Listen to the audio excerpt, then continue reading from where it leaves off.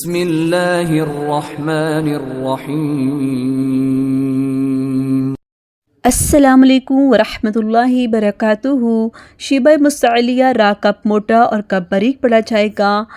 را موٹا تفخیم پڑھنے کے قواعد آج ہم جانیں گے کہ جب را پر زبر ہو تو ہم را کو ہیوی ساؤنڈ میں پڑھیں گے، جیسے رحمن رحمن، را میں زبان کی نوک اوپر دانتوں کے مسوڑوں کے ساتھ لگتی ہے، رحمن رب ربا تھوڑی سی وائبریشن ہوتی ہے اس کو ہیوی پڑھتے ہوئے، رحمن رب رحمن رب۔ اور ایسے ہی صحیح طریقہ کیا ہے، جب را پر پیش ہو تو ہم کیا پڑھیں گے کہ را کو رسولو، یہاں پر بھی را کو ہیوی پڑھنا، رسولو رسولو، روح روح، ٹھیک ہے، دوبارہ سے پڑھیں گے، رسولو روح رسولو روح روح۔ اب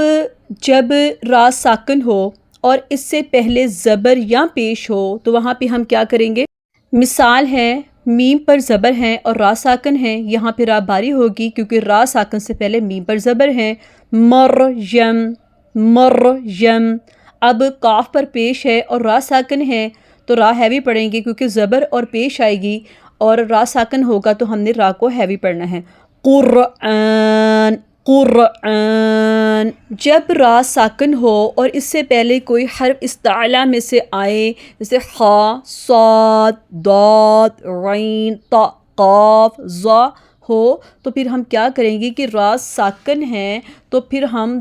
را سے پہلے کاف ہے، یعنی کاف پر کاف کے نیچے زیر ہے، ٹھیک ہے، لہٰذا یہاں پہ اصل قاعدہ یہی ہے نا کہ را ساکن اس سے پہلے زیر ہو تو پھر ہم را باریک ہی پڑھیں گے نا، تو اس لیے قرطاس میں را باریک پڑھی جائے گی، اگرچہ را کے بعد والا جو حرف ہے نا وہ حروف استعلا میں سے ہیں، خاص یعنی کہ البتہ ایک خاص صورت میں جہاں پہ جو نا را جو ہے وہ موٹی پڑھی جاتی ہیں، جیسے را ساکن ہو اور اس سے پہلے زیر ہو لیکن را کے بعد حروف استعلا موجود ہوں، جیسے کہ خا صاد ضاد عین طا قاف ظا ہو، تو اس صورت میں پھر جو را ہے وہ موٹی پڑھی جاتی ہے۔ البتہ ایک خاص صورت میں را موٹی پڑھی جاتی ہے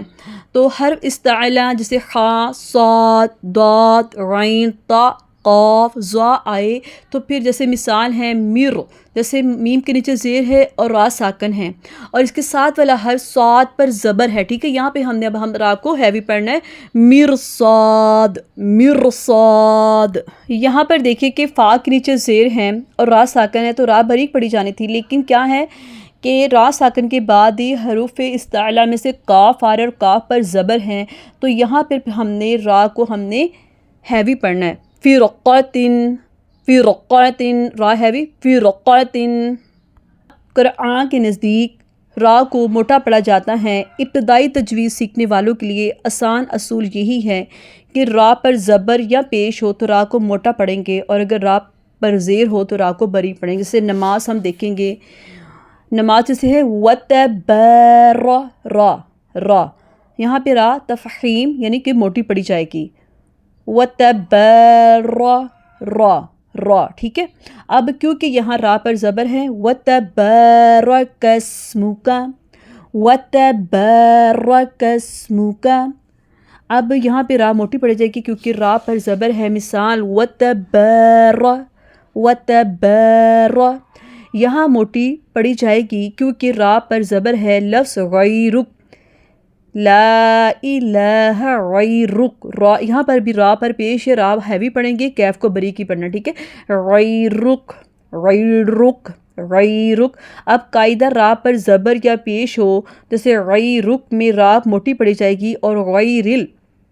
جیسے پتہ غیر المغضوب، یہاں پہ را کے نیچے زیر ہے کیا کہ را موٹی پڑھی جائے گی کیونکہ را اب جب را پر پیش ہو تو را بھاری پڑھی کہ وہی حرف وہی ہے، غیرک ایک را پر پیش ہے اور ایک را کے نیچے زیر ہے، جس پر پیش ہے اس کو باری پڑھیں گے اور جس کے نیچے زیر ہے اس کو ہم باریک پڑھیں گے۔ اب جیسے اب حرف آ رہے ہیں الرحمن اور یہاں پہ را پر شد ہے اور حمزہ کی اپنی کوئی حرکت نہیں ہے کیونکہ پہلے والے جو آیت وہ مکمل ہو چکی تھی، اس وجہ سے ہم اس کو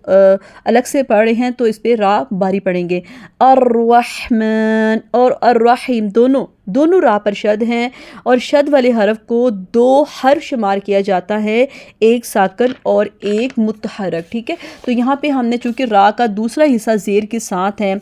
اس لیے تجوید کے اعتبار سے الرحمن، کیونکہ نون کے نیچے زیر ہے، نون کے ساتھ ہم را کو ملا رہے ہیں، پہلے زیر کی وجہ سے باریک پڑھیں گے، لیکن جب را پر دیکھیں گے تو را پر زبر ہے اور شد بھی ہے، تو پھر را کو موٹا پڑھیں گے۔ الرحیم، الرحمن الرحیم، میں را باریک تھی بلکہ موٹی پڑھی جائے گی، کیونکہ را پر شد ہے۔ الروا، کیونکہ ہم نے اس کو الرحمن کی نون کے زیر کے ساتھ ملانا تھا، نون کے نیچے زیر تھی، لیکن اب یہ بھی دیکھیں کہ را پر شد ہے اور اوپر زبر ہے، اس وجہ سے یہاں پہ را موٹی پڑی جائے گی، ٹھیک ہے۔ تو امید ہے کہ آپ کو موٹی مثالوں کی اچھے سے سمجھ آ گئی ہے۔ تو اب ہم یہاں پر جو ہے باریک را کی مثالیں دیکھیں گے، جیسے ہیں یہاں را کے ساتھ زیر ہے، جیسے غیری، غیری، را کے نیچے زیر ہے، را باریک ہوگی، رزق، رزق۔ اب ہیں پھر، فا کے نیچے زیر ہے، را ساکن ہے، تو را کو باریک پڑھیں گے کیونکہ فا سے پہلے والا حرف بھی باریک ہے اور را کے بعد والا حرف بھی باریک ساؤنڈ میں آتا ہے۔ فرعون، فرعون۔ اب شرک، شین کے نیچے زیر ہے، را ساکن ہے، شرک، کیونکہ کیف بھی باریک حروف میں سے آتا ہے، شرک، یہاں پر بھی را باریک پڑھی جائے گی۔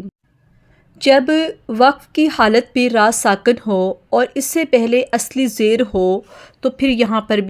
را کو باریک پڑھیں گے۔ مثال ہے خبیر، با کے نیچے زیر ہے اور را ساکن ہے وقف کی حالت میں، تو یہاں پہ را باریک پڑھی جائے گی، کیونکہ را سے پہلے ہم نے دیکھنا ہے کہ اس سے پہلے والے حرف پہ کون سی حرکت آ رہی ہے، کیونکہ با کے نیچے زیر ہے اور را ساکن ہے۔ خبیر، خبیر۔ اب ہے بصیر، ٹھیک ہے، صاد کے نیچے زیر ہے اور را ساکن ہے وقف کی حالت میں، تو را بھی باریک پڑھیں گے، بصیر، بصیر، بصیر۔ ساکن ہونے کی صورت میں پہلے والی حرف کی زیر ہوگی تو را کو بھی باریک پڑھا جائے گا۔ وقف کرتے ہوئے یاد رکھنے کا آسان اصول کیا ہے، زبر یا پیش والی را کو موٹا پڑھیں گے اور زیر والی را کو ہم نے باریک پڑھنا ہے۔ اب ہم نے خلاصہ یہ کہ نماز کی مثالوں میں ہم نے الرحمن الرحیم، رحمان کی را کو ہم نے باریک پڑھنا تھا اور الرحیم کی را کو ہم نے باریک پڑھنا تھا، کیونکہ نون کے ساتھ جب ملائیں گے تو باریک پڑھیں گے، اور جب را پر فتح آئے گی تو اس کو ہم نے ہیوی پڑھنا ہے۔ یہ تجوید کا اصول ہے، کیونکہ را پر فتح آ رہی ہے اور شد آ رہی ہے، اس وجہ سے ہم نے یہاں پہ را کو بھاری پڑھیں گے۔ غیر المغضوب، یہاں پہ بھی را پہ ہم نے باریک پڑھنا ہے، اور کلمہ جب آتا ہے محمد الرسول اللہ، یہاں پہ بھی را کو ہم نے باری پڑھنا ہے، رسول کی را کو باری پڑھیں گے۔ امید ہے کہ آپ کو ہمارے شبہ مستعلیہ را کی سمجھ آگے آسانی کے ساتھ آپ نے ہمارے چینل پیغام قرآن اسلام کو لائک، شیئر اور سبسکرائب ضرور کرنا ہے، تاکہ آپ کو ہر آنے والی نئی ویڈیو کا نوٹیفیکیشن ملتا رہے۔ تب تک کے لیے اللہ حافظ۔